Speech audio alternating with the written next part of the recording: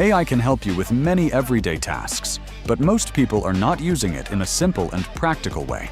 In this video, I'll show you how to use AI for daily tasks, step by step.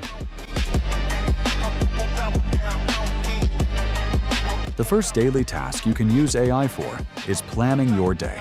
Instead of trying to organize everything in your head, you can ask AI to create a clear daily schedule. This helps you stay focused and use your time more efficiently. Another daily task you can use AI for is writing messages and emails.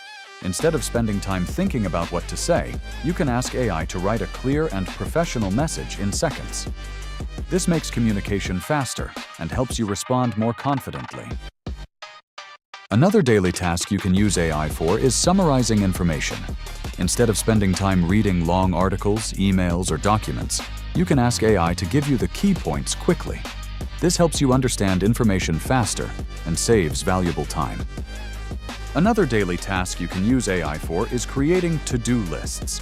Instead of trying to remember everything, you can ask AI to organize your tasks into a clear list. This helps you stay organized and reduces stress during the day. The final daily task you can use AI for is researching information. Instead of searching through multiple websites, you can ask AI to find and explain the information you need.